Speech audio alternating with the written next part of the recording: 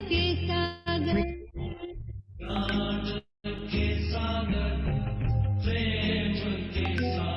तू परमानंद बिखेरे।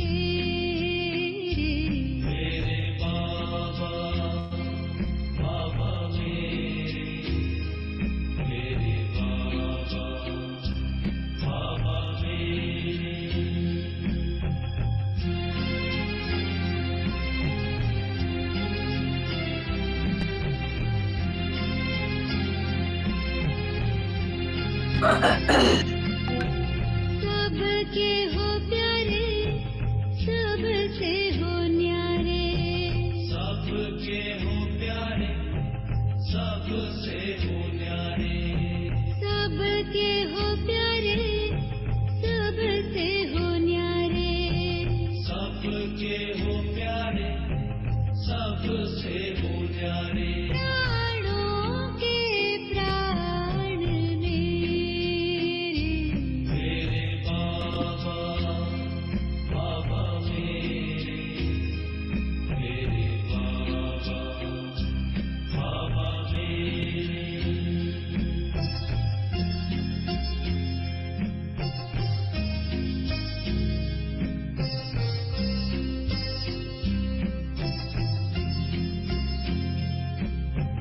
सबका तू साथी, सबका सहारा। सबका तू साथी, सबका सहारा। सबका तू साथी, सबका सहारा।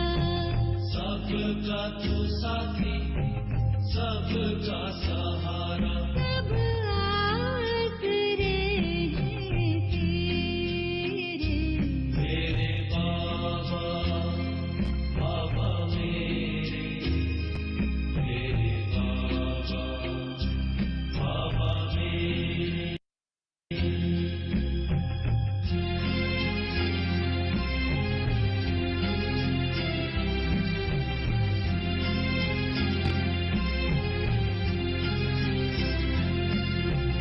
तुम सुख देते, दुख हर लेते। तुम सुख देते, दुख हर लेते। तुम सुख देते, दुख हर लेते। तुम सुख देते, दुख हर लेते। तुम प्यार के करते उजेरे। मेरे बाबा, बाबा। ओम शांति। सभी को Om Shanti and very good evening. प्यारे बाबा को याद करने के साथ ही हम आज का सेशन स्टार्ट करते हैं।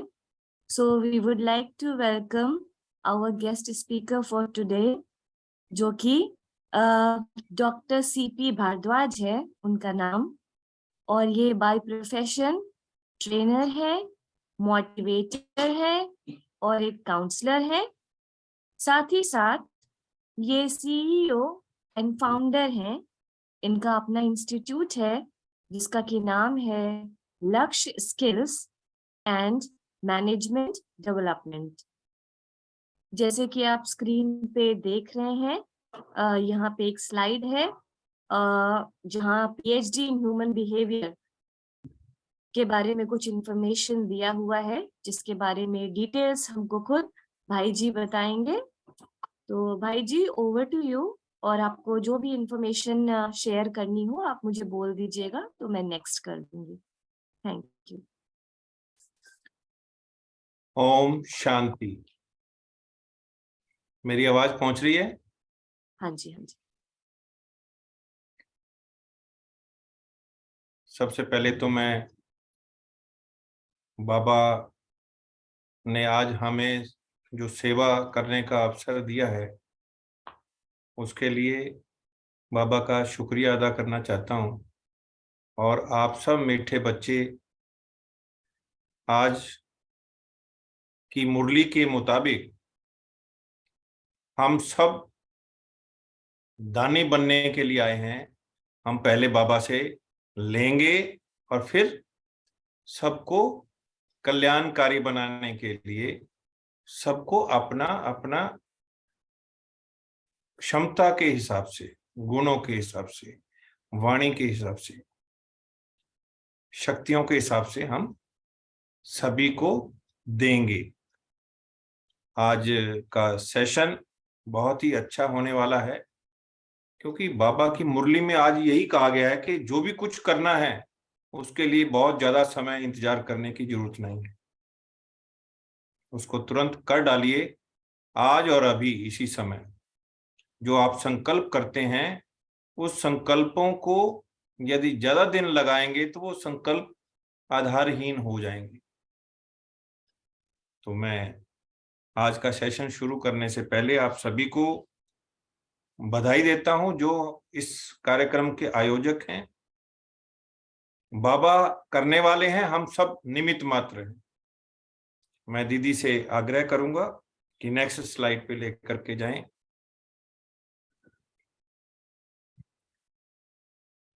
इस सेशन के, हाँ जी दीदी कुछ कह रहे हैं? ये ठीक है ना भाई जी, यही वाला स्लाइड चाहिए? हाँ जी हाँ जी हाँ जी, यही है। ओके। इससे पहले कि मैं आज की स्लाइड की शुरुआत करूं, सबसे पहले मैं अपने बारे में ये बताना चाह रहा था कि मैंने एचआर हेड के रूप में मदर डेयरी से शुरू किया थी अपनी जर्नी, और उसके बाद अनेकों कंपनियों में से होते हुए बालकिशन इंडस्ट्री लिमिटेड भिवाड़ी से रिटायर हुआ, और नौकरी करते करते हमने एमबीए एचआर की और पीएचडी की ह्यूमन बिहेवियर से, झुंझुनू से। और जिस समय हम एचआर हेड थे उस समय आप सोच सकते हैं कि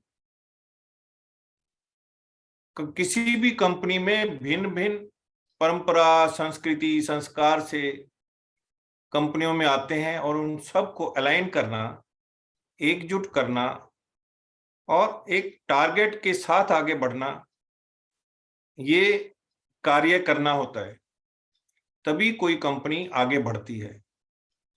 इन चीजों को देखते हुए हमारे मन में आया, बाबा का संकेत मिला कि जो काम आप इस कंपनी के लिए कर रहे हैं क्यों ना आप सोसाइटी के लिए करें।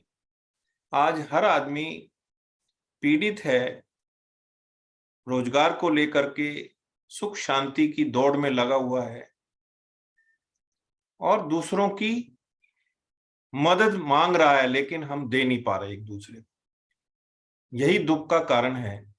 और कुछ लोग तो केवल अनावश्यक रूप से सब कुछ होते हुए भी नहीं दे रहे, और कुछ आत्माएं जो हैं सब कुछ नहीं है तब भी उनकी देने की भावना हमेशा जागृत रहती है, चाहे वो तन से, मन से, बल से, धन से देने की भावना रहती है। आज बाबा ने इन्हीं बातों को ध्यान में रखते हुए मुरली की जो शुरुआत है वो भी यहीं से की थी कि हम अपनी अपनी क्षमता के हिसाब से दान दे करके महादानी कहलाएं। तो आज का जो सेशन है, जो भी पार्टिसिपेंट हैं उन्होंने ये जो विषय चुना पढ़ाई के लिए, काम के लिए, कार्यक्षेत्र के लिए, बाबा ने उनको सही सिलेक्शन करते हुए आपको यहां तक लेके आए हैं। और अब आपको बाबा जो भी आगे कार्य देंगे, सेवा देंगे, जिस तरह से आप अभी तक करते आए हैं, आप आगे भी इसको पूरी निष्ठा के साथ 100% आउटपुट के साथ करेंगे। आज की जो सेशन है बहुत अच्छी होने वाली है, और आप सबका सहयोग, आप सबकी भागीदारी इसमें अति आवश्यक है। मैं ये जानना चाहूंगा, वे पार्टिसिपेंट हाथ भी खड़े कर सकते हैं, हैंड रेज कर सकते हैं, या मैसेज भी दे सकते हैं चैट बॉक्स में, जो अपना अनुभव कि उनको काउंसलिंग की लाइन कैसे पसंद आई और वो काउंसलिंग कि पढ़ाई करते करते उनको क्या अनुभव मिला। जो बताना चाहें वो प्लीज चैट बॉक्स में या हैंड रेज करके बता सकते हैं, ताकि उमा दीदी उनको नोट कर लें, और उसके बाद क्वेश्चन आंसर सेशन भी रखा है, उसमें भी हम क्वेश्चन आंसर सेशन लेंगे। फिर भी जी उमा दीदी से जी हाँ भाई जी, डॉक्टर किशोर है हमारे साथ। शायद वो अभी कुछ टॉपिक से रिलेटेड पूछना चाहते हैं या शेयर हाँ करना चाहते हैं, तो एक बार उनको हाँ अनम्यूट किया है। हाँ, किशोर भाई क्या कहना चाह रहे हैं आप? हेलो, हेलो, मेरी आवाज आ रही है? आ रही है हाँ जी। डॉक्टर साहब? हाँ जी जी। तो मैं यहाँ कोर्सेस लेता हूँ। स्पेशली मेरे पास बहुत सारे बच्चे आते हैं कोर्सेस के लिए। एट ए टाइम 10-15 ऐसे बच्चे आते हैं। तो यहाँ हमारा एजुकेशन हब है, और बहुत सारे बच्चे जो टेंशन में हैं आजकल। आईक्यू बहुत अच्छा है उनका, ये बात नहीं कि आईक्यू कम है। आईक्यू बहुत अच्छा है। 720 मार्क्स चाहिए होते हैं, उसमें से उनको 650 वगैरह मिलते हैं मार्क्स। फिर भी जब एग्जाम का टाइम होता है तो अचानक उनको स्ट्रेस, टेंशन आने लगता है, और वो कर नहीं पाएंगे, ऐसा एक बहुत उनके अंदर आता है। तो मुझे लगा कि कहीं कहीं जगह पर मैं जाता भी हूँ, विजिट करता हूँ वहाँ पर। बाबा का मैं ज्ञान देता हूँ अपने, इससे मेडिकल और वो दोनों कॉम्बिनेशन करके साइंटिफिक एक्सप्लेन करने की कोशिश करता हूँ। लेकिन एक दो जगह पे ऐसा हुआ, ये क्या काउंसिलर है क्या? तो मुझे लगा कि मुझे काउंसिलर बनना चाहिए, तो इसलिए मैं इस फील्ड में आ गया। बहुत अच्छा डॉक्टर साहब, आपने जो अपना अनुभव बताया वो बिल्कुल सही है कि कुछ बच्चे सब कुछ होते हुए भी अपने आप को असहाय महसूस करते हैं, मैं ये कर नहीं सकता। ये जो मनोदशा है उनकी, जी कहीं ना कहीं मानसिक रूप से बहुत कमजोर हैं, मन से कमजोर हैं। कहते हैं ना, मन के हारे हार है और मन के जीते जीत। जी जहां तक एग्जाम का सवाल है, जो बच्चा through out the year day by day study कर रहा है, उसका रिवीजन कर रहा है, उसकी तैयारी कर रहा है, उन्हें कभी भी स्ट्रेस नहीं हो सकता। कारण वो रोज पढ़ाई कर रहा है। जी कंसिस्टेंट है। कंसिस्टेंसी बहुत जरूरी है।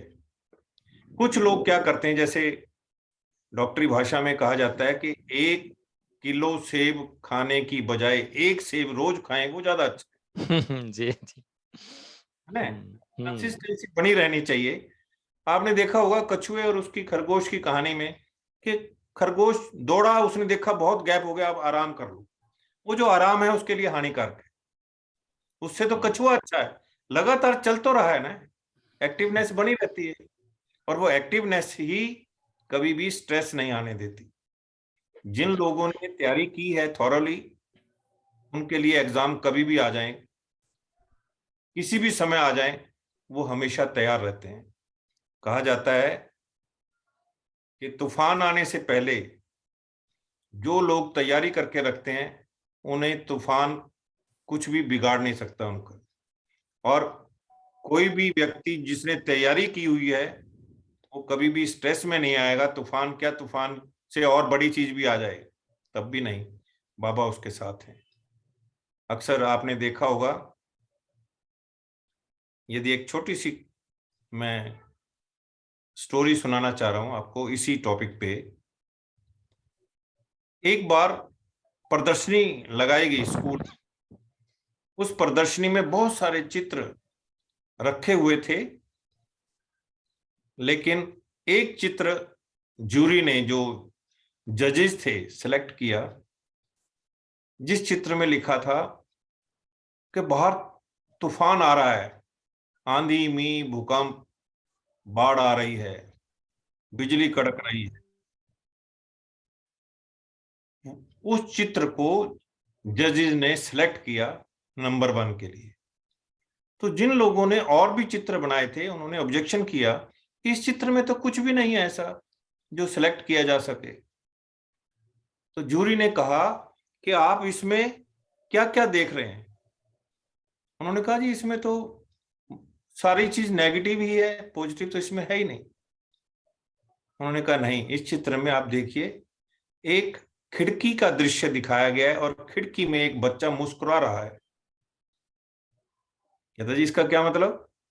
इसका मतलब जजेस ने ये कहा कि इसका मतलब ये है कि जो इतनी विपरीत परिस्थितियों में भी जो मुस्कुरा रहा है, इसका मतलब कि हम सबको भी विपरीत परिस्थितियों को देख के घबराना नहीं चाहिए, स्ट्रेस में नहीं आना चाहिए, परेशान नहीं होना चाहिए, और ना ही अपने आप को असहाय महसूस करना चाहिए। जितनी भी परिस्थितियां आती हैं हम सबको मजबूत करने के लिए आती हैं, और मजबूत जैसे जैसे परिस्थितियां आएंगी हम उससे पार होते चले जाएंगे।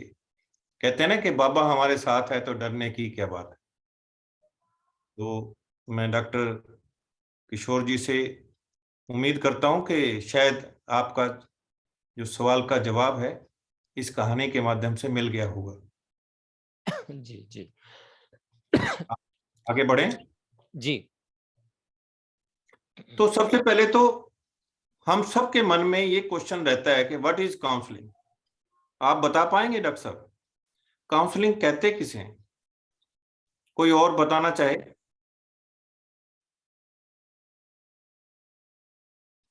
पीयूष भाई। हैंड रेस कर देंगे तो आपको अनम्यूट कर दिया जाएगा, जो भी बोलना चाहें। हाँ, पीयूष भाई ने हाथ हैंड रेज किया था। ओके।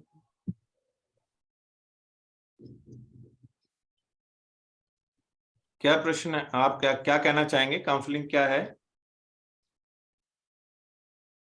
शायद आवाज वहां तक नहीं पहुंच रही। सर ओम शांति। ओम शांति। सर मैं आपके लास्ट क्वेश्चन पे मैंने रेस किया था हैंड अच्छा। रिगार्डिंग काउंसलिंग की इस फील्ड में हम क्यों आए और कैसे आए, उस पे थोड़ा सा सर मैं बताना चाह रहा था कि मैं एक प्राइवेट यूनिवर्सिटी में हूँ और मैं यूथ से कनेक्टेड हूँ इन टर्म्स ऑफ प्लेसमेंट्स। अच्छा। तो मैं पिछले 14 साल से काम कर रहा हूँ बच्चों के साथ, और प्लेसमेंट्स के टाइम पे मैंने देखा कि बच्चों के अंदर एक क्लैरिटी नहीं है, एक विजन नहीं है, एक वैल्यू सिस्टम का डिग्रेडेशन बहुत ज़्यादा है। ये सारी चीज़ें देख करके मैं बहुत अचंभित हुआ, और उसके पीछे काफ़ी रीजंस हैं, पेरेंट्स के पास टाइम नहीं है और भी बहुत रीजंस हैं, लेकिन ये सारी चीज़ें मेरे को मतलब बहुत हर्ट करती थी, बहुत पेन मेरे को होता था, और मैं थोड़ा बहुत जितना हो सकता था मैं उनको गाइड करता था। बाबा का ज्ञान हमें मिला है उसके थ्रू भी करता था, लेकिन जहाँ मेरे को पता चला कि हमारे पास काउंसलिंग का भी कोर्स है, तो मेरा पर्पस काउंसलिंग का कोर्स करने का यही था कि मैं और अच्छे से इस यूथ को थोड़ा सा गाइड कर सकूं सर। बहुत थैंक अच्छा। यू। तो इस चर्चा को आगे बढ़ाते हुए हम और भी बीच बीच में सवाल ले सकते हैं। आगे बढ़ा जाए। जी भाई जी। तो काउंसलिंग का अर्थ ये है, सबसे पहले तो जो क्लाइंट है और काउंसलर है उन दोनों के बीच में एक सौहार्दपूर्ण वातावरण के साथ ट्रस्ट वर्दी होना चाहिए, और हमें उनको कोई अपने डिसीजन फोर्स नहीं करने हैं। हम तो एक जस्ट लाइक फैसिलिटेटर की तरह से सॉरी, जो बिहेवियर, जो उनकी फीलिंग और जो थिंकिंग है अपने आप को स्वस्थ रखने के लिए, उसमें जहां भी रुकावट है, जहां भी गैप है, काउंसलर का काम है उस गैप को खत्म करने में उस क्लाइंट की मदद कर, ना कि हम अपना कोई एक्सपीरियंस उनको दें कि आप हमने ऐसे किया था आप भी ऐसा करें। नहीं, कई बार ऐसा होता है कि वो दुविधा में होता है क्लाइंट। मैं यहाँ क्लाइंट इसलिए कहूंगा क्योंकि हम उसको पेशेंट नहीं कह सकते। पेशेंट अलग बात है, क्लाइंट अलग बात है। और काउंसलिंग कभी भी नेगेटिविटी के लिए नहीं होती, पॉजिटिविटी के लिए भी है। ये बात हमें अच्छी तरह से समझनी होगी, नहीं तो क्या होगा कि बहुत सारे लोग सिर्फ इसलिए डॉक्टर काउंसलर के पास नहीं आते हैं कि कोई आदमी देख लेगा काउंसलर के पास जा रहे हैं, कहीं हमें दिमागी रूप से अनफिट ना समझ ले। जबकि ये धारणा गलत है। जिसका बिजनेस नहीं चल रहा, जिसकी एंगेजमेंट हो रही है, दुविधा में है लड़की या लड़का, उसके पेरेंट्स कुछ कह रहे हैं, वो कुछ कह रहे हैं, दूसरे उनके साथी कुछ कह रहे हैं, उस दुविधा को दूर करने का काम भी काउंसलर ही करता है। क्योंकि हर फील्ड का एक्सपीरियंस ना तो केवल टीचर को, ना केवल पेरेंट्स को, ना केवल उनके फ्रेंड्स को होता है। काउंसलर उसको हर तरह से मदद करता है, क्योंकि वो बहुत वास्ट एक्सपीरियंस लेकर के काउंसलर बनते हैं। तो मैं उम्मीद करता हूं कि आप काउंसलिंग के बारे में समझ पाए होंगे। कहो तो मैं फिर नेक्स्ट स्लाइड पे आऊं। सबका ओके है? जी भाई जी, किसी ने हैंड रेज किया था, शायद किशोर भाई जी ने। तो अगर आपको स्क्रीन पे हैंड रेज दिख रहा है और आप लेना चाहते हैं तो आप बोल दीजिएगा, मैं उनको अनम्यूट कर दूंगी। नहीं तो सेशन अभी स्टार्ट हुआ, थोड़ा सा कवर कर लीजिए, फिर बिल्कुल आपको ठीक। बीच में जैसे लगे तब ले लीजिएगा। ठीक है दीदी, आप नोट कर लीजिए उनका क्वेश्चन, जी बाद में हम लेंगे क्वेश्चन आंसर सेशन में। नेक्स्ट स्लाइड पे आएंगे। जी।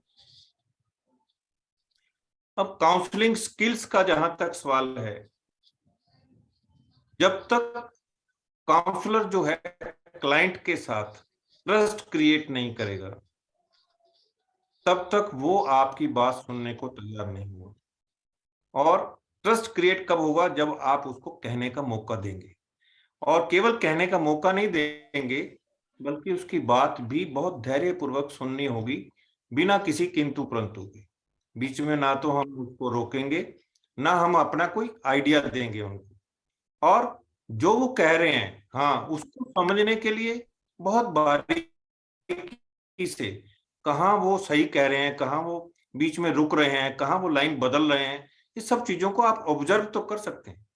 उसके बाद जो उन्होंने बोला आपको अंडरस्टैंड करना होगा, क्योंकि पिच भी देखनी पड़ती है। आपने देखा होगा गाने के अंदर कहीं ऊंचे स्वरों की जरूरत है, कहीं नीचे स्वर की जरूरत है। यदि वो फ्लो में चल रहे हैं तो इसका मतलब सब चीज सही चल रही है। जहां फ्लो टूटा, इसका मतलब कहीं ना कहीं वो दुविधा में है या अपसेट है, उस बात को कह नहीं पा रहा है, उस बात को रोक रहा है, पूरी बात नहीं बताना चाह रहा है। तो काउंसलर का काम है उन चीजों को भी नोट करना अपने पास, ना कि उसको इंटरप्ट करना उस समय। नेक्स्ट स्लाइड पे आएंगे दीदी। Tips to build a rapport with clients.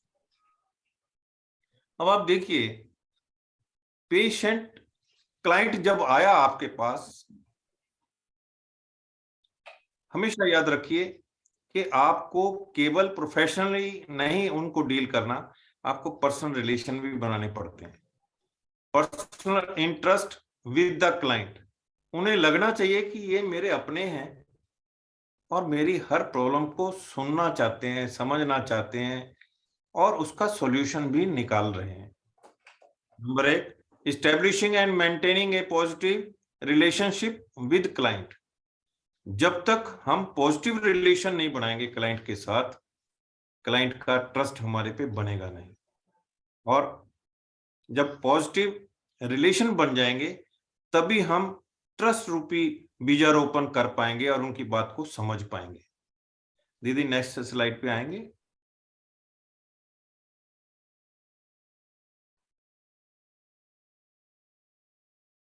इसके अलावा तालमेल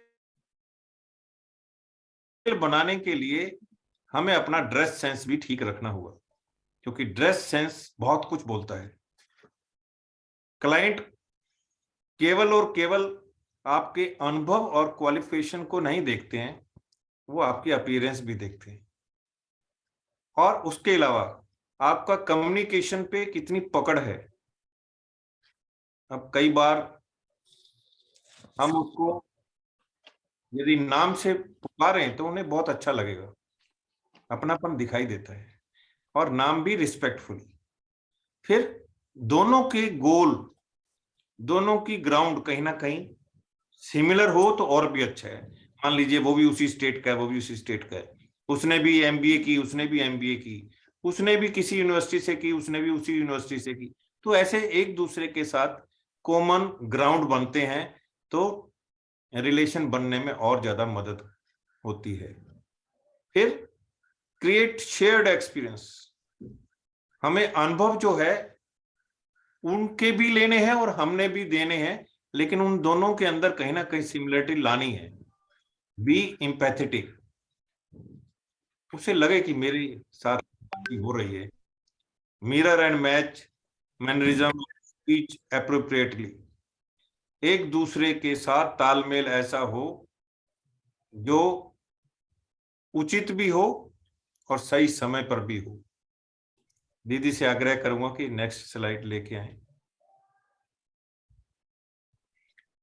इसके अलावा मेक ए गुड इंट्रोडक्शन, कई बार उसे मालूम नहीं है मैं जिनसे बात कर रहा हूं ये हैं कौन। Make a good introduction, actively listen, फिर वही बात आ गई, क्योंकि एक अच्छा श्रोता ही किसी ना किसी नतीजे तक पहुंच सकता है। यदि हमने पूरी बात नहीं सुनी तो हो सकता है हमारे निर्णय या हमारी सलाह में कहीं ना कहीं कमी रह जाए। आस्क एंगेजिंग क्वेश्चंस, क्लाइंट को अपने साथ एंगेज रखने के लिए कुछ ना कुछ उसके साथ तालमेल बनाए रखें। Be aware of your body language, कई बार हम पूछ कुछ रहे हैं और बॉडी लैंग्वेज कुछ और कह रही है। फाइंड कॉमनैलिटीज, एक दोनों की जब इंटरेस्ट या दोनों का कोई पुराना, कहीं एक स्कूल से पढ़े हैं, कहीं एक स्टेट से रहे हैं, या कहीं एक प्रदेश एक तरह का काम किया हुआ है, तो जब वो चीजें मिलती हुई नजर आती हैं तो सामने वाले को बहुत आसानी हो जाती है अपनी बात कहने में। हमने उनको इजी करना है। Lead with empathy and respect, उसके साथ एम्पैथी और रिस्पेक्ट होना चाहिए। तो दीदी मैं अब बीच में, क्योंकि थोड़ा सा बातचीत को और चर्चा को और विजुलाइज करने के लिए मैं आपसे रिक्वेस्ट करूंगा, एक लिंक दिया था, वो लिंक इस काउंसलिंग में बहुत काम आता है।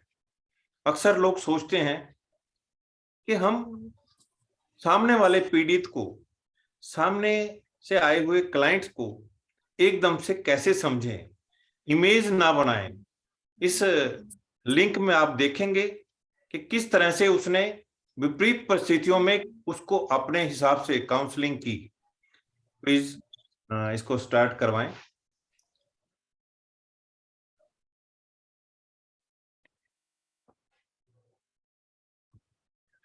जी मैं एक बार चेक कर रही हूँ वो लिंक आपने जो भेजा है, 1 मिनट के लिए।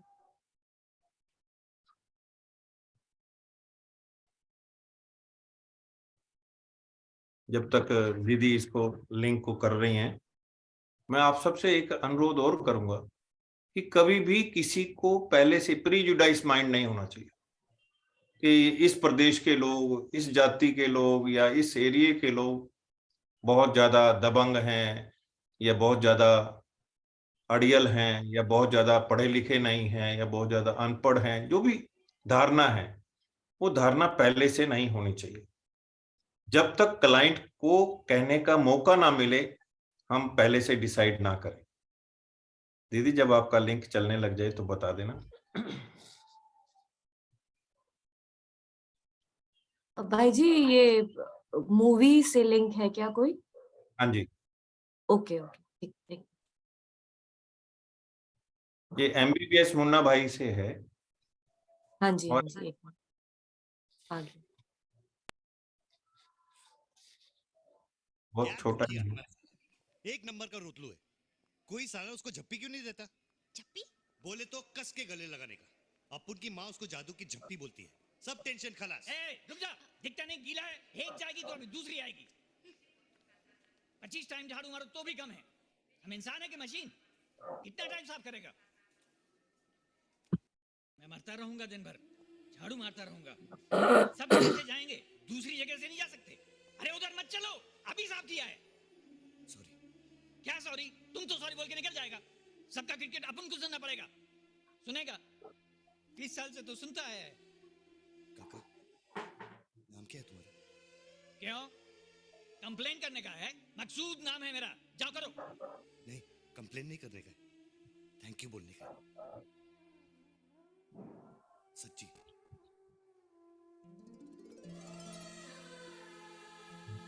बहुत मस्त काम करता है मकसूद भाई। पेशेंट लोग जब ठीक होता है ना तो सब डॉक्टर को थैंक यू बोलता है। तुम साला सबका कचरपट्टी उठाता है, तुमको कोई थैंक यू नहीं बोलता। मेरे को तुमको थैंक यू बोलने का मकसूद है। थैंक यू मकसूद भाई।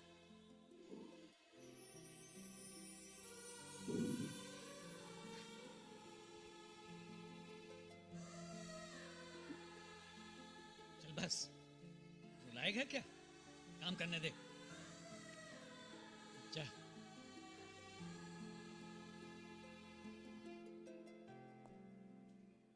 सॉरी। कोई बात नहीं, जा जा, हो जाएगा साहब।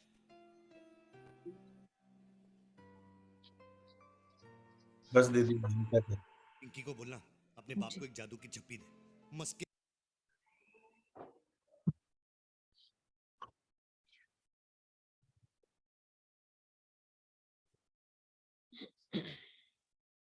स्लाइड पे आ जाए।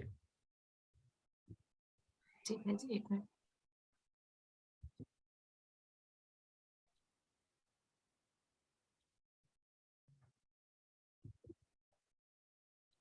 ये वाला है भाई जी। बस इसको, ये फिनिश हो गया। ये वापस स्लाइड पे आ जाएं। जी, अभी स्क्रीन पे जो स्लाइड है ये वाला करना है, एक्शन रिक्वायर्ड बाय काउंसलर। हाँ जी, वहीं पे आएंगे। दिख रहा है स्क्रीन पे? नहीं दिख रहा दीदी। हाँ, हाँ, आ गया। अब आया। ठीक। तो ये जो हमने क्लिप दिखाया, इसमें आप देख सकते हैं कि हम जिस क्लाइंट के बारे में सोचते हैं कि इससे तो बात करना ही बेकार है, ये कभी भी खुश नहीं होगा, ये सबसे लड़ाई झगड़ा ही करता है। जैसा कि इस लिंक से पहले मैं आप सबसे शेयर कर रहा था कि पहले से हम किसी को कुछ भी सोच लें, जब हम पर्सनली मिलते हैं, बातचीत करते हैं, तो पता चलता है उसके पीछे तो रीजन कुछ और है। एक बार की बात है, एक टीचर जो भी बच्चा लेट आता था क्लास में, एक डंडा लगाता था और बैठा देता था। ऐसे करते करते कुछ दिन बीत गए। वही टीचर जो उसको डंडा मारता था, जिस बच्चे को, सुबह मॉर्निंग वॉक करते हुए दिखाई दिया कि वो बच्चा तो अखबार बेच रहा है। जब अखबार बेच रहा है उन्होंने देखा तो उनका मन बदल गया। जैसे वो स्कूल में पहुंचे, वो बच्चे को फिर थोड़ा सा लेट हो गया आने में, उसने रोज की तरह से हाथ आगे किया कि लो मास्टर जी, अध्यापक जी या गुरु जी, मेरे हाथ में डंडा मारो ताकि मैं अपनी क्लास शुरू करूं। आज तो उनकी मनोदशा बिल्कुल बदली हुई थी टीचर जी की। टीचर ने उसका हाथ चूमा और उसको गले लगा लिया, कहा नहीं बेटा, ये हाथ डंडे के लायक नहीं है। मैंने पता लगाया कि आप अखबार जो बेचते हैं, क्योंकि आपके पिताजी नहीं हैं इस दुनिया में, और आप अपने परिवार का निर्वाह करने के लिए आप अखबार बेचते हैं। अब इस घटना ने उन सबको अचंभित कर दिया कि कल तक तो ये डंडा मारता था और बैठा लेता था। कितना अच्छा हो, कोई भी टीचर यदि कोई लेट आ रहा है उसका रीजन भी पूछ ले। कितने दिनों तक डंडा मारने के बाद उनको रीजन पता लगा, इसका मतलब कहीं ना कहीं वार्तालाप में कमी है।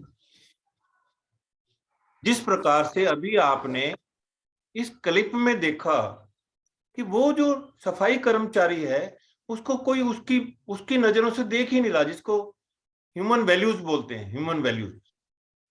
और वो इस दृढ़ निश्चय के साथ गया था, जैसे मुरली में आता है ना, एक तो होता है निश्चय, एक होता है दृढ़ निश्चय।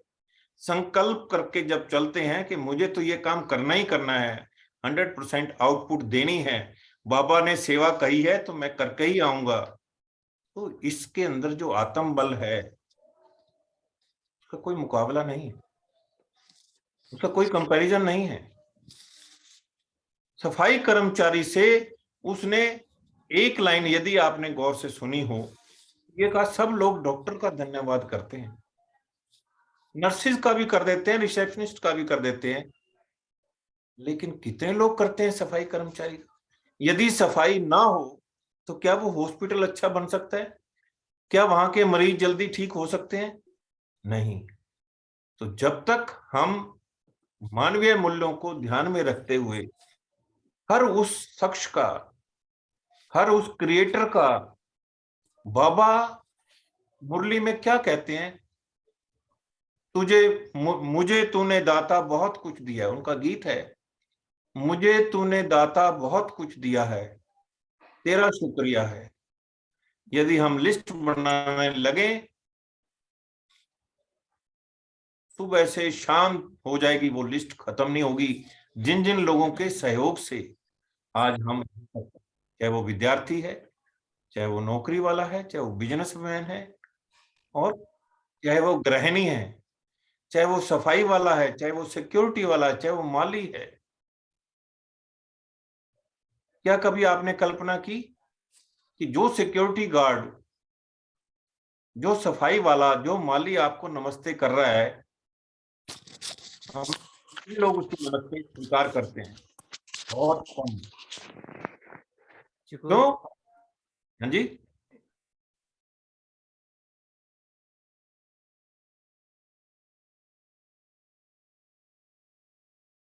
आवाज नहीं आ रही भाई जी आपके?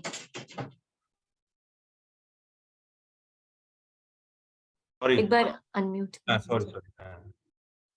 ये कहाँ से अभी आवाज बंद हुई थी या पहले से ही? नहीं नहीं, अभी हुई थी, वो कहीं से आवाज आ रही थी तो म्यूट ऑल किया था तो आपका भी हो गया था, सॉरी। तो आप जहां तक सुन पाए मेरे को बताइए, मैं ताकि उससे आगे और बढ़ाऊं। कुछ जो कट गया बीच में आवाज। आ रही है आवाज भाई जी, आ रही है आपकी, कुछ नहीं कटा है, आप तो कंटिन्यू मैं ये कीजिए। कहना चाह रहा था कि हम किसी की पोजीशन को देख करके, किसी के डेजिग्नेशन को देख के, किसी के कार्यों को देख करके नमस्ते स्वीकार करते हैं, या नमस्ते करते हैं। जबकि आप कल्पना करें, हमें अगर नाश्ता बहुत अच्छा बना करके दिया है घर में, वो केवल नाश्ता बनाने वाली का ही बहुत बड़ा रोल नहीं है, उसके साथ साथ जिसने सब्जी काटी है, जो सब्जी लाया है, जिसने चाय के लिए दूध भेजा है, दही के लिए दूध भेजा है, जिसने पकाई है, जिसने सर्व की है, हमारे तक लेके आया टेबल तक, क्या उनका योगदान कम है? हम उनका, उनकी तरफ कभी ध्यान नहीं देते, कभी उनको थैंक्स नहीं। अच्छा है, कितना अच्छा हो हम बच्चे को भी, यदि बच्चा सुबेरे आकर के आपको गुड मॉर्निंग या पैर छू करके आपको प्रणाम करता है, तो इसका मतलब वो संस्कारित है। लेकिन वो प्रणाम ज्यादा दिन तक नहीं करेगा यदि हम उसका रिस्पॉन्स नहीं देंगे, उस बच्चे को गले नहीं लगाएंगे, उसे उसका हाल चाल नहीं पूछेंगे, आशीर्वाद नहीं देंगे। ना जाने कितनी बातें ऐसी हैं जो हम कहना तो कुछ चाहते हैं, कर कुछ और रहे हैं। बच्चे से कहते हैं मोबाइल नहीं देखना, बहुत बेकार है, लेकिन वही बच्चा माँ बाप को, भाई बहनों को, परिवार के सभी सदस्यों को मोबाइल से दूर होते नहीं देख रहा, तो कैसे माने कि मोबाइल खराब है? कहने का भाव, जब तक हमारे अंदर ह्यूमन वैल्यूज, मानवीय मूल्य नहीं होंगे, तो चारों तरफ हमें पीड़ा ही पीड़ा नजर आएगी। क्योंकि पीड़ा हम दे रहे हैं तो पीड़ा वापस में कई गुना होकर के हमें भी मिल रही है। प्रकृति को पीड़ा देते हैं, जीव जंतुओं को, पशु पक्षियों को, इंसानों को, अपने थोड़े से चंद पैसों के लिए ना जाने हम क्या क्या चीज जनरेट कर रहे हैं। अभी कोरोना में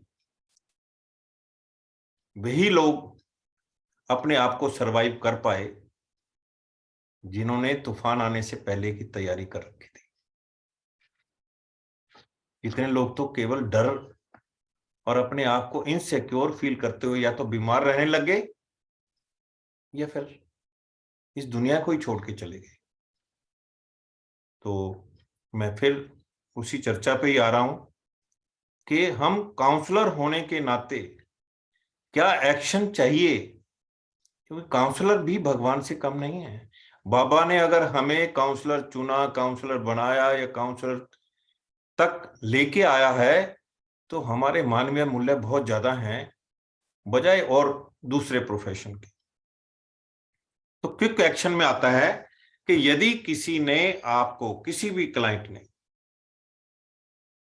अप्रोच किया है, तो उसे ज्यादा दिन तक लटकाएं नहीं, ज्यादा समय तक लटकाएं ना। Don't delay, act now.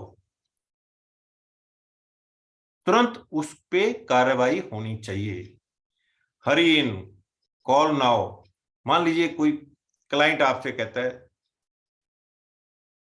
कि डॉक्टर साहब, मैं बहुत परेशानी का अनुभव कर रहा हूं, मैं आपसे मिलना चाहता हूं, और आप कहें जी अगले हफ्ते आना। एक सप्ताह तक वो कितना दुखी होगा। हमारे मानवीय मूल्य तो ये नहीं कहते। हमें तुरंत उसकी बात सुनवाई करनी चाहिए, और जितना जल्दी हो सके उससे मिलने के लिए, या आप उसको बुला सकते हैं जहां भी आपको उचित लगे, सुविधाजनक हो। लेकिन क्विक एक्शन। फायर ब्रिगेड के पास अगर आपने फोन किया, यहाँ आग लगी हुई, जल्दी आए, क्या वो ये कह सकता है कि आप कल बात करना? मैं अभी खाना खा रहा हूँ, अभी मैं सो रहा हूँ, अभी मेरी बहन आई हुई है, मेरा भाई आया हुआ है? कभी नहीं। क्योंकि उनके अंदर मानवीय मूल्य है। जितनी देर में हम ये रिलेशन निभाएंगे, उतनी देर तक तो ना जाने क्या क्या हो जाएगा। तो हमारे मन में पॉजिटिव थिंकिंग होनी चाहिए। तो दीदी, मैं रिक्वेस्ट करूंगा अब अगली स्लाइड पे आए।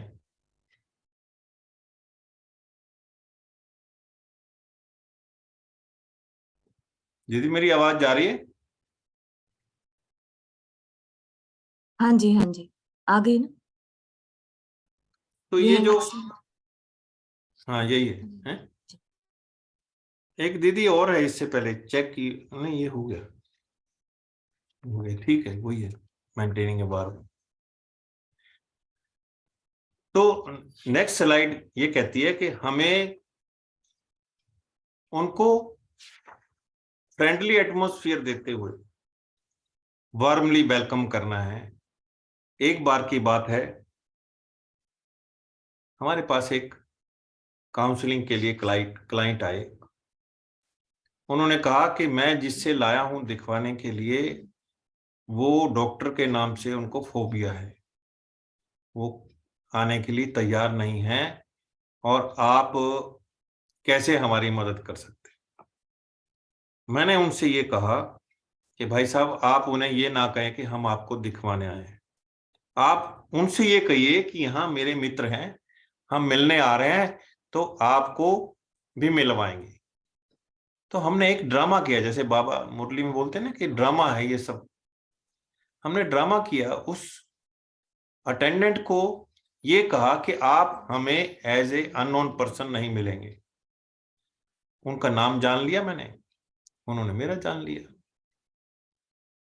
तो जब हम वार्मली वेलकम किया, तो उनके साथ आया हुआ भतीजा उनका, उन्होंने सोचा ये तो मेरे अंकल के दोस्त हैं। तो मैंने उनसे कहा कि हम थोड़ी सी बात आपस में करेंगे, और फिर आप उस बच्चे को मेरे पास छोड़ जाना और कहना मैं अभी आया। तो उन्होंने उसको छोड़ दिया।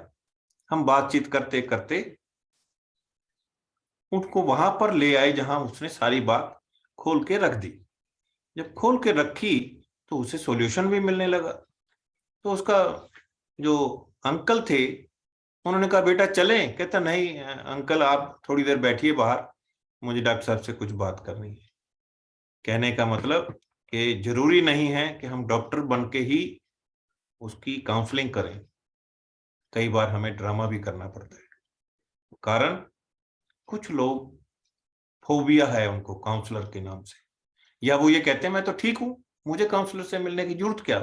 जबकि उनकी फैमिली मेंबर ये महसूस करते हैं कि सारा दिन सोते रहते हैं, सारा दिन किसी से बात नहीं करते, ना ये रोटी खा रहे हैं, ना ये समय पे सो रहे हैं, ना सुबह उठते हैं, और जिन कामों से इनको खुशी होती थी, अब ये उन कामों में भी खुश नहीं हो रहे हैं। तो जरूर इसको दिखवाना चाहिए। तो कहने का भाव ये है कि जब तक हमारी इंटीमेसी नहीं होगी, हम उसका इलाज नहीं कर सकते। Showing sensitivity to what the client brings to therapy, जब तक हम उस क्लाइंट को ये गंभीरता नहीं दिखाएंगे जिसके कारण वो आया है, तब तक उसे नहीं लगेगा, ट्रस्ट नहीं बनेगा। बीइंग कंसिस्टेंट, जैसा कि इससे पहले भी इस बात का चर्चा में जिक्र आया है। Being reliable, keeping to boundaries, not judging. हमें जज नहीं करना है, हमने उसको समझना है और उसकी दुविधा को दूर करते हुए उसे सही समय पे सलाह देनी है, बीच में नहीं, पूरी बात सुनने के बाद। और उसको भी हमने सेल्फ एनालिसिस करना है। कई बार जो दवाई किसी और पेशेंट के काम आई तो जरूरी नहीं कि वो अगला पेशेंट को भी वही दवाई काम आएगी। डिपेंड करता है, हर आदमी का रेसिस्टेंट पावर अलग अलग होती है। आगे नेक्स्ट स्लाइड प्लीज।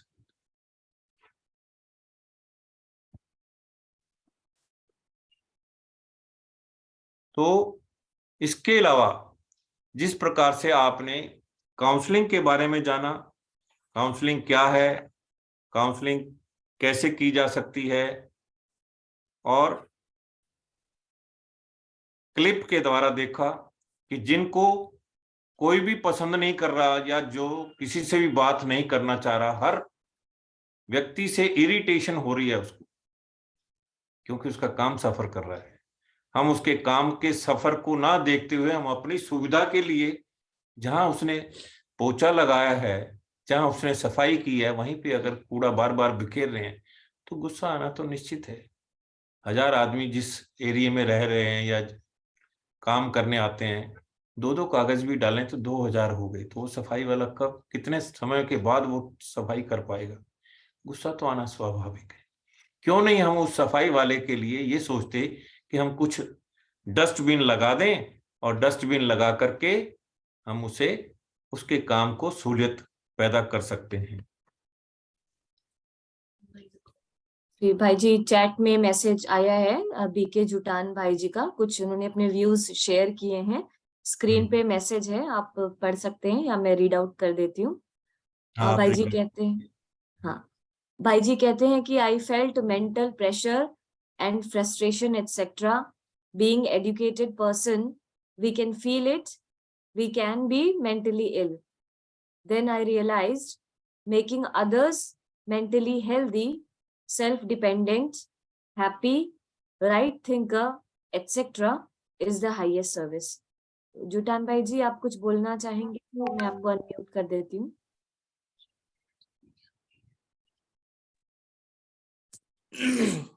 हेलो। हाँ जुटान भाई। हाँ, ओम शांति भाई जी।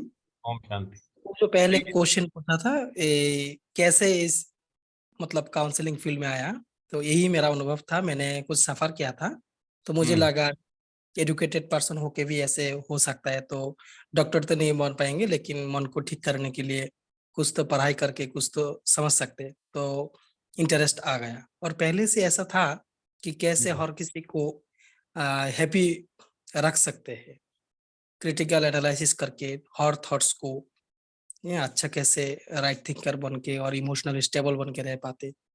तो यही था मेरा इंटरेस्ट, और इसी फील्ड में जाके और किसी का मतलब और किसी को खुशी देना, यही मुझे सबसे बड़ा सर्विस मिला। जैसे कि आईएएस ऑफिसर भी करते तो हद का सेवा करते, तो हम बाबा के बच्चे और जो भी है इस फील्ड में तो बड़ा सेवा करते हैं, मुझे ऐसा लगता है। वही था। तो जुटान भाई जो आपने बताया कि आप इस फील्ड में नहीं थे लेकिन धीरे धीरे इंटरेस्ट बना और आप उसमें अनुभव प्राप्त करते गए, तो आप यकीन मानिए कि जरूरी नहीं कि जो बहुत ज्यादा एजुकेशन करके काउंसलर बनते हैं वो बहुत ज्यादा अच्छे होंगे। कई बार प्रैक्टिकल एक्सपीरियंस से उससे भी ज्यादा अच्छे हो सकते हैं। आप केवल पढ़ाई की तरफ ध्यान ना लगाएं कि मैं पढ़ नहीं पाया, मैं डॉक्टर तो नहीं हूं लेकिन डॉक्टरी का काम कर रहा हूं। बाबा ने आपको इस लायक समझा, आप बाबा के हीरे बच्चे हैं, मीठे बच्चे हैं, और बाबा ने जो आपको सेवा दी वो केवल पढ़ाई के देखते हुए नहीं दी, आपके इमोशंस, आपका इंटरेस्ट, आपकी स्ट्रेंथ इस काम में है, इसीलिए आपको ये सेवा का मौका मिला है। और इस सेवा को आप करते रहिए। कहीं भी मन में ये भाव नहीं आने चाहिए कि मैंने डॉक्टरी नहीं की।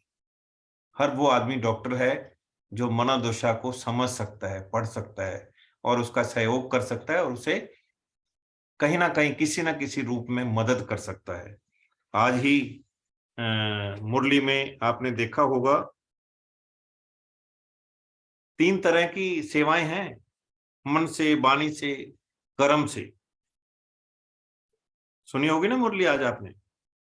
जी जी मनसा सभी मनसा द्वारा शक्तियों का दान देना है और वाणी द्वारा ज्ञान का दान देना है।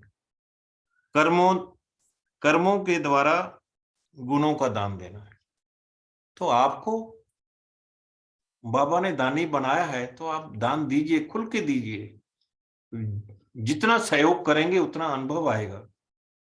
आपने सुना होगा आज से 50 साल पहले जो डिलीवरी करती थी गांव में महिलाएं, वो कोई ज्यादा पढ़ी लिखी नहीं थी और कहीं भी उनको सिजेरियन भी नहीं करना पड़ता था। मोर देन 99% केस सक्सेसफुल होते थे। जबकि आज इतनी टेक्नोलॉजी चेंज हो गई, उसके बावजूद भी नॉर्मल डिलीवरी तो बहुत कम हो रही है। इसका कारण क्या है? कि अनुभव की कहीं ना कहीं कमी है, या वे महिलाएं जो पहले काम करती थी डिलीवरी के, प्रेगनेंसी के समय पे, वो आज नहीं करती हैं। कुछ ना कुछ तो चेंज आया ना कि हर सिजेरियन ऑपरेशन से क्यों हो रहा है डिलीवरी। तो कहने का भाव ये है कि यदि आपका अनुभव इस फील्ड में है, आपकी रुचि है, तो आप मोर देन 100% सक्सेसफुल होंगे और आपको कहीं भी हीन भावना लाने की जरूरत नहीं है। तो थैंक यू जुटन भाई, थैंक यू। समझ पाया हूं मैं, आपके सवाल का जवाब भी दे पाया और आपने जो भी मन से कोई बात पूछने की कोशिश की, शायद आपको उत्तर मिल गया होगा। हाँ जी भाई जी। दीदी कोई और आपके पास क्वेश्चन आया हो? नहीं, फिलहाल तो स्क्रीन पे मुझे नहीं दिख रहे हैं, लेकिन हम बता सकते हैं, इन्फॉर्म कर सकते हैं सभी पार्टिसिपेंट्स आज के सेशन के बारे में। आपका जो भी व्यू हो, आप कुछ भी डिस्कस करना चाहते हो या आपकी कुछ भी क्वेरीज हो, तो आप भाई जी से पूछ सकते हैं। और प्लीज अपना वीडियो ऑन कर सके, जो कोई भी क्वेश्चन पूछ रहे हैं वो तो जरूर से करें, और बाकी लोग भी जो हैं उनमें से जो भी कर सके, कंफर्टेबल हो, प्लीज अपने वीडियोस ऑन करें ताकि हम लोग सेशन को थोड़ा इंटरैक्टिव तरीके से चलाएं।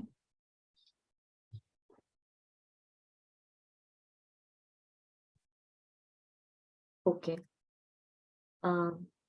दीदी भाई आप जी आपका नाम नहीं आ रहा जी। क्या कहने कोई भाई जी ने आपका नंबर मांगा है भाई जी चैट बॉक्स में। इनका नंबर, इनका नाम नहीं आ रहा है। भाई जी आप अपना नाम मेंशन कीजिए ताकि हम आपका नाम अनाउंस कर सके, और नंबर आपको मिल जाएगा। अगर आप वीकेस के ग्रुप में हैं तो आपको नंबर मिल जाएगा। और कोई आपके सवाल हो तो उसे शेयर करें प्लीज। ओम शांति भाई जी, मुझे कुछ पूछना था। हाँ, कहिए। दरअसल कभी कभी क्या होता है, कभी कोई क्लाइंट हमारे पास आया तो हम उसको बताते हैं जैसे पढ़ाई के हिसाब से सब वो चीजें कि आप ये रूटीन फॉलो करो, या फिर कुछ टेक्निक सिखाते हैं कि आप वो घर में किया करो थोड़ा थोड़ा। तो वो डाइट प्लान भी सिखाते हैं, पर वो फॉलो नहीं करते, और फिर जब मिलेंगे 15 दिन 1 महीने बाद तो बोलेंगे कुछ फर्क ही नहीं पड़ा हमको। फिर बोलेंगे नहीं मुझसे तो हो ही नहीं रहा। तो करने के लिए बहुत लेजीनेस करते हैं। तो इसके लिए उनको इस चीज के लिए कैसे मोटिवेट करें कि वो ये चीज करे तो ही उनको फायदा होगा ना, जो हम चीजें उनको बताएंगे। दीदी कंसिस्टेंसी बहुत जरूरी है। आपने देखा होगा डॉक्टर कभी भी प्रेस्क्रिप्शन देता है तो 2 दिन की दवाई देते हैं और उसको कहते हैं 2 दिन के बाद फिर दोबारा मिलिए। दोबारा मिलिए का मतलब ये है कि जो हमने दवाई दी वो दवाई असर कर रही है या नहीं कर रही है, या तो कर रही है या नहीं कर रही है। कर रही है तो उसको और आगे एक्सटेंड कर देंगे, 2 दिन के लिए और दे देंगे और तब तक वो ठीक हो जाएगा। यदि नहीं कर रही है तो वो दवाई या तो बदलेगा या फिर उससे पूछेगा क्या आपने दवाई समय पे ली, और उसके अलावा जो दवाई ले रहा है टाइम पे भी ले रहा है लेकिन परहेज नहीं कर रहा है, क्या वो ठीक हो पाएगा? नहीं ठीक हो पाएगा। तो उसके साथ लगातार अटैचमेंट और लगातार वार्तालाप, मॉनिटरिंग, एनालिसिस बोलते हैं ना, सेल्फ एनालिसिस। आप उससे जब तक जुड़ेंगे नहीं आपको प्रोग्रेस नजर नहीं आएगी, कर रहा है या नहीं कर रहा। मुझे आज भी याद है कि कुछ डॉक्टर, फैमिली डॉक्टर होते हैं, वो आपके परिवार में क्या चल रहा है, यानी खुशी चल रही है, गमी चल रही है, वो आपके प्रोग्राम में भी आते हैं डॉक्टर के रूप में। शादी है, जन्मदिन है, मैरिज एनिवर्सरी है, आते हैं ना। और उस समय आपको ठीक ठीक से देख करके कोई कहीं कमी भी होती है तो उसको ठीक करते हैं। ये है अटैचमेंट, एक दूसरे के साथ क्लोज मॉनिटरिंग। क्लोज मॉनिटरिंग तभी हो पाएगी जब हमने उसका विश्वास जीत लिया है। कई बार हम उसको विश्वास नहीं दिला पाते, इसलिए वो या तो दवाई छोड़ देता है या परहेज छोड़ देता है, जिस कारण से वो ठीक भी नहीं हो पाता, या हो सकता है उसने वो दवाई बदल दी हो कहीं और, होम्योपैथिक की जगह एलोपैथिक, एलोपैथिक की जगह आयुर्वेदिक ले ली हो, ये भी तो हो सकता है। आप समझ पाए होंगे मेरी बात। जी, जी। जी भाई जी, वही उनको क्या होता है कि बस काउंसलिंग किया, मतलब उनका हम उनको जो बोलना था हमने सुन लिया और कुछ गाइडेंस मोटिवेट कर लिया, बस उतना ही वो सोचते हैं कि बस हो गया। बट बाद में फिर उनको अफ़र्मेशन देते हैं, जैसे हमारे काउंसलिंग में हम बताते हैं तो कि अफ़र्मेशन देते हैं, डेली आप सुबह उठने के बाद या सोने से पहले ये अफ़र्मेशन बार-बार रिसाइट करो। और फिर हेल्दी डाइट प्लान थोड़ा बहुत उनको बताते हैं कि ये करो, एक्सरसाइज करो।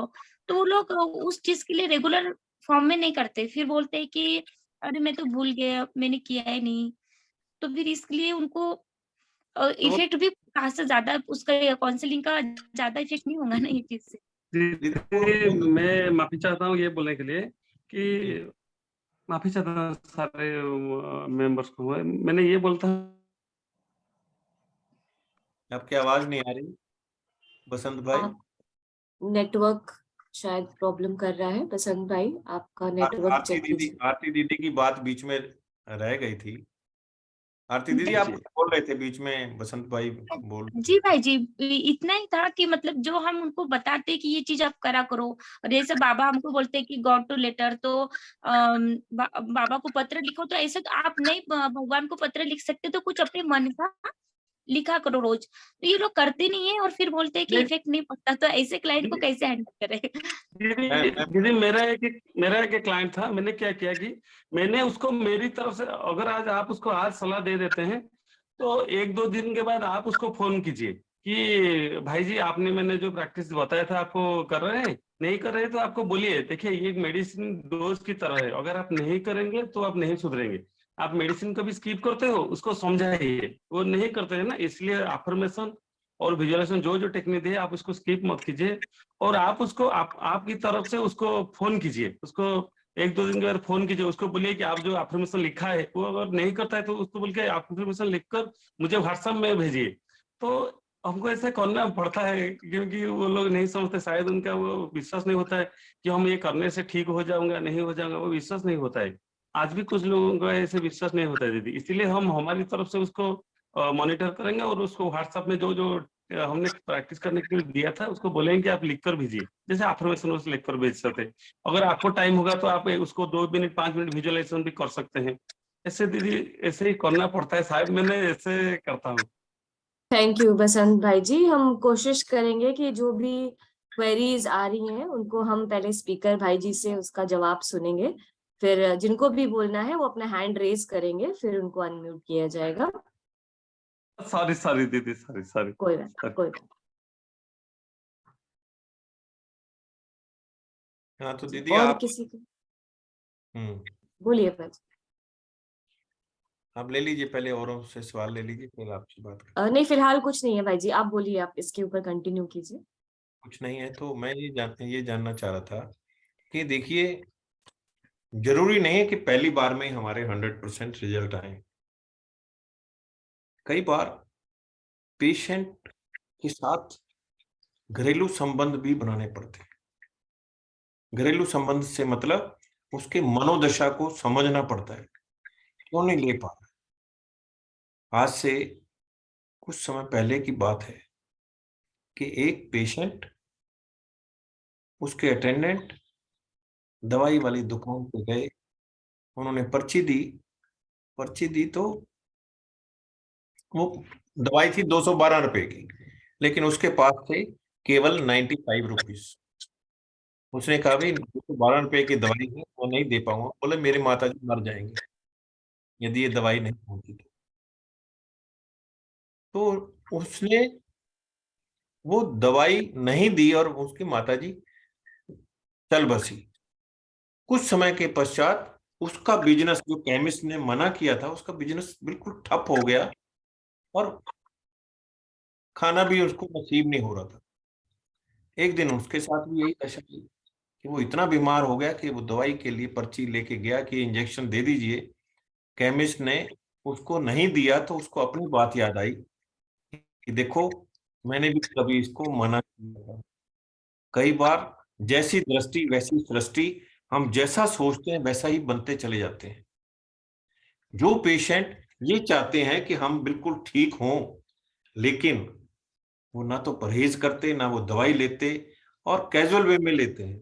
अब देखिए कितने लोग ऐसे हैं जो शराब की बोतल पे लिखा है कि ये पीना हानिकारक है, सिगरेट की डिब्बी पे लिखा है ये करना हानिकारक है, लेकिन कर रहे हैं। इसका मतलब ये तो नहीं कि वो अनजान हैं, अनभिज्ञ हैं, बच्चे हैं, बड़े होकर के भी जर्दा गुटखा ये जो खाते हैं, बार बार इसमें चेतावनियां भी आती हैं। किसको नहीं मालूम ये खाने से कैंसर होगा, लेकिन फिर भी कर रहे हैं। तो सोए हुए को तो हम जगा सकते हैं, जो पहले से जाग रहा है उसको जगाना असंभव है, क्योंकि उन्होंने तो सोच रखा है कि मेरी लाइफ इतनी कीमती नहीं है। लेकिन वो ये भूल जाते हैं कि उसकी लाइफ कीमती नहीं है, लेकिन उसके परिवार वालों की तो कीमती है। कहते हैं कि लोग शिकायत करते हैं कि अंधेरा घना है। अंधेरा तो घना है, लेकिन दिया जलाना कहाँ मना है। हम लोग दिया नहीं जला पाते और अंधेरे की शिकायत करते रहते हैं। वे क्लाइंट जो कहते हैं मैं डॉक्टर के पास गया था लेकिन उनकी दवाइयों से आराम नहीं आया, क्योंकि उन्होंने उनके साथ विश्वास के साथ ना तो वो गए, ना उन्होंने वो दवाई ली, ना दवाई खाई, ना परहेज किया। कहाँ से होंगे? तो भाई जी आप थैंक यू। ये ना सोचें कि हमने दवाई दी और वो ठीक नहीं हुआ। वो उतना सीरियस भी तो होना चाहिए दवाई खाने में, लेने में और परहेज करने में। तो दीदी आज मैं यही कहना चाह रहा था, यदि अगर आपके प्रश्न जो आपसे मिलते जुलते हैं, जिन लोगों को आप डील करते हैं, उनकी तरफ से आप पूछना चाहते हैं जो भले ही इसमें पार्टिसिपेट ना कर रहे हो, तो भाई आप जी कर। रूमा बहन जी हैं हमारे साथ पार्टिसिपेंट्स में। रूमा बहन जी अपना सवाल पूछिए। ओम शांति भाई जी। ओम ओम शांति। शांति। ओम शांति। मैं ये पूछना चाहती हूँ कि जैसे काउंसलिंग अगर आपको घर में किसी मेंबर को आपको फील हो रहा है कि उनको काउंसलिंग चाहिए, लेकिन क्योंकि घर में हमेशा रिलेशंस जो है वो टेकन फॉर ग्रांटेड लेते ही हैं। उसके उसके उसके सर्टेन रीजंस होंगे, क्योंकि आपको खुद नहीं पता होता कि आप में क्या ऐब है, तो मैचिंग करते होंगे कि भाई तुम मुझे ये बोल रहे हो, तुम तो खुद ही नहीं मानते।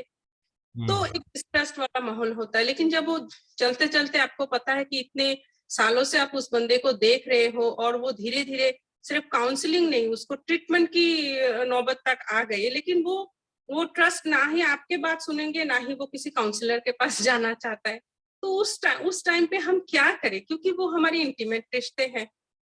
तो अगर आपके काउंसलिंग से संतुष्ट नहीं है, आपके बातों के ऊपर विश्वास नहीं है, आपके ऊपर भरोसा नहीं है, तो कोई बात नहीं, ओके। लेकिन आपको प्रोफेशनल के पास भी आप नहीं जाना चाहते हो, इन दैट केस हम क्या करें भाई जी?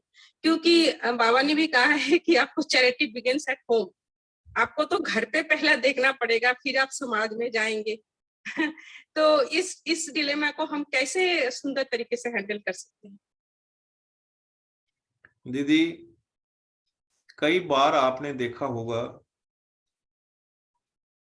कुछ लोग बहुत शॉर्टकट चलते हैं पढ़ाई में भी।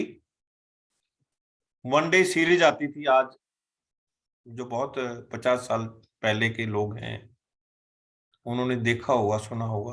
पूरा साल नहीं पढ़े, एक सप्ताह की सीरीज आती थी, एक वन डे सीरीज आती थी।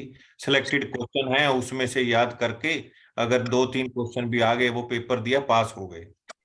लेकिन वो उनका मुकाबला कभी नहीं कर सकते जो डेली पढ़ते हैं, डेली काम करते हैं, डेली उस पे मनन करते हैं और उस पे अमल भी करते हैं। हम उनका मुकाबला नहीं कर सकते। आपने देखा होगा कि दो वकील एक ही इंस्टीट्यूट पे वकालत कर रहे हैं, एक ही पीजी में रह रहे हैं, एक ही टीचर के पास पढ़ रहे हैं, लेकिन एक वकील तो 50 रुपए स्टाम्प पेपर टाइप करने के लेके अपना संतोष व्यक्त कर रहा है, जबकि उसी के साथ पढ़ाई करने वाला वकील 50,000 रुपए एक पेशी के लेता है। क्या फर्क है उन दोनों में? मैं आज आपको बहुत एक अनुभव सुनाना चाह रहा हूं। दो व्यक्ति एक साथ एक ही स्कूल में पढ़े, एक ही नौकरी की और एक ही जगह से रिटायर भी हुए। जब रिटायर हुए तो उन्होंने कहा चलो आज हम पार्टी करते हैं, ना जाने फिर कब मिलना होगा। पार्टी करने के लिए थोड़ी दूर गए थे तो उन्होंने, उनमें से एक ने कहा, ओहो मैं तो आज अपने कमरे की लाइट खुली छोड़ आया हूं, पंखा भी चल रहा है, दरवाजा भी खुला रह गया, तो मैं एक बार वापिस उसको बंद करके आ रहा हूं, तब तक आप वेट करो। तो जो दूसरा व्यक्ति था उसने कहा छोड़ो ना, अब आधा घंटा में खाना खा के जाना ही है, तब बंद कर देंगे, क्या फर्क पड़ता है। उन वो उसने कहा नहीं आप ऑर्डर दीजिए, खाना मंगाइए, तब तक मैं बंद करके आ रहा हूँ। वो बंद करके वापिस आया, खाना खाया, वापिस गए और अपने अपने एरिया में चले गए। कुछ समय के पश्चात, क्योंकि समय का अभाव है, एक व्यक्ति तो कंपनी का मालिक बन गया और एक वो नौकरी के लाले पड़ गए, रोटी खाने को भी मिलना बंद हो गया। कुछ दिनों के बाद एक वैकेंसी निकली और वो वहां पर गया नौकरी करने, नौकरी लग गई। नौकरी लगने के बाद वो शाम को 7 बजे तक काम कर रहा था, जबकि ड्यूटी टाइम था 5 बजे तक। 7 बजे जब वो काम कर रहा था तो उस कंपनी का मालिक घूमते हुए वहां तक पहुंचा, तो उसने कहा कि क्या बात आज आप 7 बजे तक बैठे हैं। कहता भाई जी क्या करें, काम ही नहीं हुआ अभी तक। कहता अच्छा। तो उस व्यक्ति ने पहचान लिया कि ये तो वही है जो हम इकट्ठे रिटायर हुए थे और इकट्ठे ही पढ़े थे और ये मालिक बन गया। तो उसने उससे बहुत ही नम्रता से ये कहा, भाई सर मैं आपसे ना एक सवाल पूछना चाहता हूँ। कहता पूछिए। कहता हम दोनों एक साथ पढ़े, खेले, कूदे और नौकरी लगे, रिटायर भी हुए, आप मालिक बन गए और मेरी हालत यहाँ तक।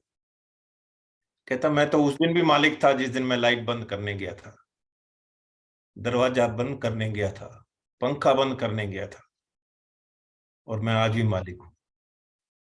तो कहते हैं ना जैसी दृष्टि और वैसी सृष्टि। जब हम हर बात को लेकर के ये कहने लगते हैं कि क्या फर्क पड़ता है, तब हमारी लाइफ भी वैसी हो जाती, क्या फर्क पड़ता है। और जिस दिन हमने ये सोचना शुरू किया नहीं, हमने मालिकपन की अपनी हॉबीज को बनाना है, तभी तो मालिक बनेंगे। कितने लोग कहते हैं मैं तो क्लर्क हूं, मैं ऑफिसर की तरह से क्यों सोचूं, मैं मैनेजर की तरह से क्यों सोचूं। जब वो सोचना ही नहीं शुरू करेंगे तो बनेंगे कैसे। तो दीदी ये जो काउंसलिंग है, ये बहुत भगवान ने चुन चुन करके उन लोगों को काउंसलर का काम दिया है जो अंदर से भी, जिनकी ह्यूमन वैल्यूज हैं, जिनकी मॉरल वैल्यूज हैं, जो कुछ भी करना चाहते हैं समाज के लिए, अपने लिए नहीं दुनिया के लिए जीते हैं।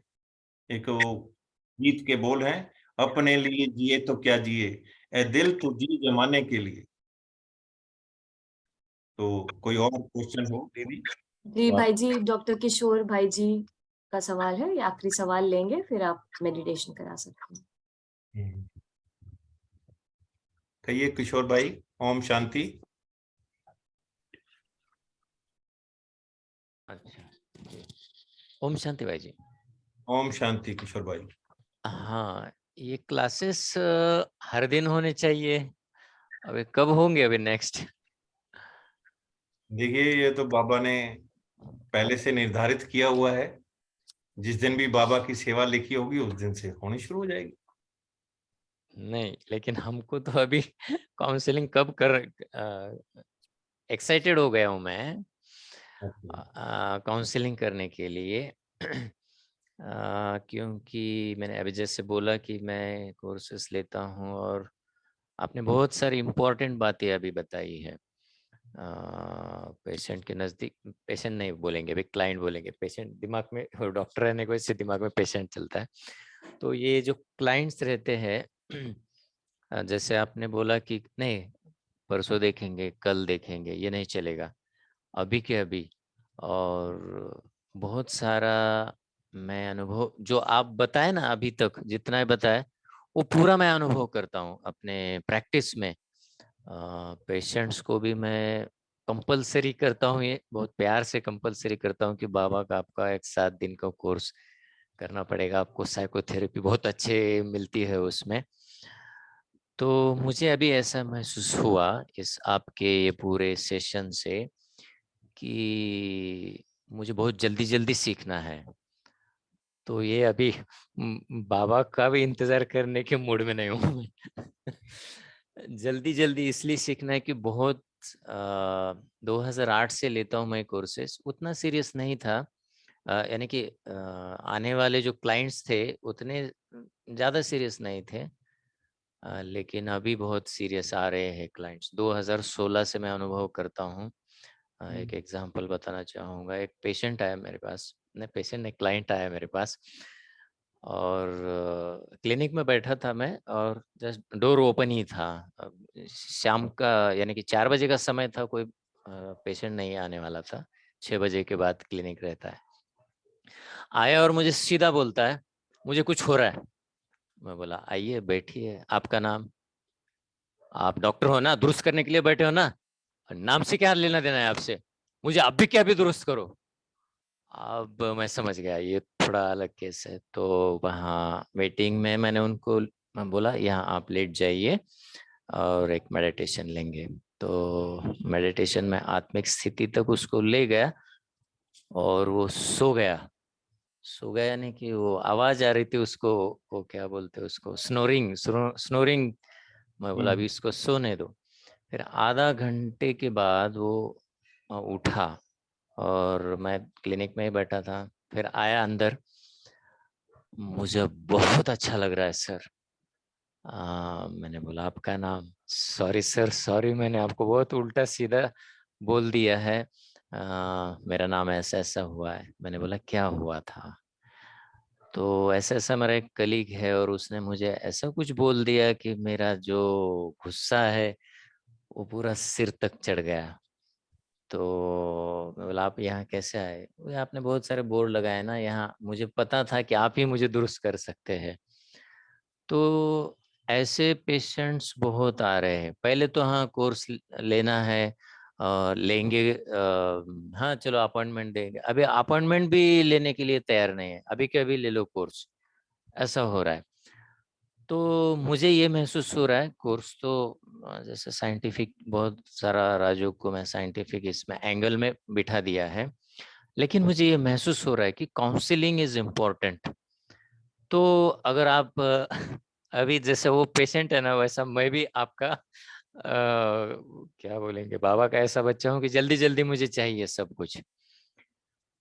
तो ये कोर्सेस जो अभी 8 दिन को एक बार होता है, तो ये जरा जल्दी जल्दी नहीं हो सकते क्या? ये जरा रिक्वेस्ट है, मेरा पर्सनल रिक्वेस्ट बोलेंगे।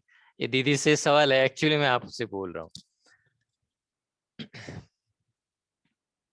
डॉक्टर साहब ये टीम वर्क है जी। और इस टीम में बाबा ने जिन जिन को सेवाएं दी हैं, जब तक वो अलाइनमेंट नहीं होगा, वो ये भी आज का कार्यक्रम भी तो अलाइनमेंट होने के बाद ही हुआ है ना। जी जी जी जी ये तो आप मानते हैं कि बाबा की जब तक प्रेरणा नहीं होगी तब तक ये प्रोग्राम हो ही नहीं सकता था। आज से कुछ दिनों पहले हमें वहां जाने का मौका मिला, ज्ञान सरोवर। जी। वहां पर मैं 10 दिन रह करके आया ग्लोबल हॉस्पिटल में। ट्रेनिंग देने के बाद मैं जब यहाँ आया तो अपने आप को बहुत बदला हुआ पाया। कारण कई बार जो ड्रामा में लिखा हुआ है वो आपको भी नहीं मालूम, मुझे भी नहीं मालूम। जो आपने आज बात कही है, ये वाइब्रेशन कहाँ तक पहुंचेगी और कब से ये प्रोग्राम शुरू हो जाएगा, ये हम और आपको भी नहीं पता लगेगा। और ये कहेंगे कि शायद बाबा ने सुन लिया। ये बात तो रोज ही होने लग गई ट्रेनिंग प्रोग्राम। कहीं ना कहीं आज आपके पूना में है तो कल को लखनऊ में है, परसों जयपुर में है, उसके बाद फिर महाराष्ट्र में है, फिर पंजाब में है, फिर हरियाणा में। वो रोज ही होने लगी एक तरह से, या भाई जी नहीं? ग्रुप में बने रहिए। हाँ जी, ग्रुप में बने रहिए भाई जी, जरूर इस तरह के सेशंस होते रहेंगे आगे भी। विश्वजीत भाई जी कह रहे हैं please guide step by step for the new commerce in counselling field. जी जरूर, तो सेशंस होते रहेंगे और भाई जी भी आएंगे, जरूर आएंगे फिर से। सेवाधारी हैं भाई जी, तो जरूर सेवा देने के लिए बाबा को आएंगे और हम बच्चों का मार्गदर्शन करेंगे। बाबा करवाते हैं और ऐसे ही बड़े बड़े दिग्गज भाई जी लोग आते हैं हम लोग के सीनियर बन के हम लोग को सहयोग करने के लिए, ताकि हम भी बाबा के कार्य को आगे बढ़ा सकें। तो इसके साथ हम लोग सेशन के एंड पे पहुंचते हैं। बाकी और किसी की कुछ क्वेरीज हो तो आप ग्रुप में भी पोस्ट कर सकते हैं। काफी सारे ग्रुप हमारे ट्रेनिंग के और काउंसलिंग के बने हैं, बीकेएस के हैं, आप उसमें पोस्ट कर सकते हैं जिसमें भी आपको ये इन्फॉर्मेशन मिली। भाई जी आप मेडिटेशन करवाना चाहेंगे या कोई सॉन्ग लगा दें? मैं ये चाहूंगा, क्योंकि मेडिटेशन के साथ साथ यदि सॉन्ग भी लग जाए तो और भी अच्छा है।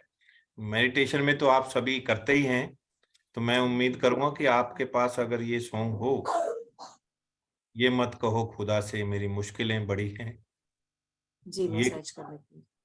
यदि है तो, या आप अपनी उससे जो भी आप सुविधाजनक लगा पाए वो ज्यादा अच्छा है। बाकी आज तो सही पूछो तो काउंसलर के रूम में मैं बाबा को ही देख रहा हूँ।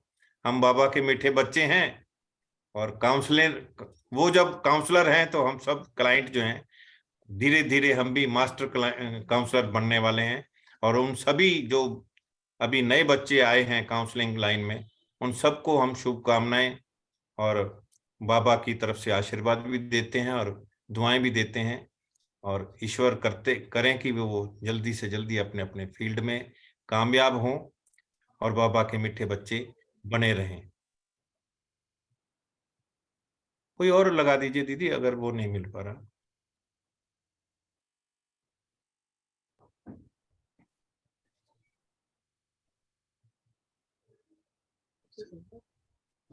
हाँ, सही सही है।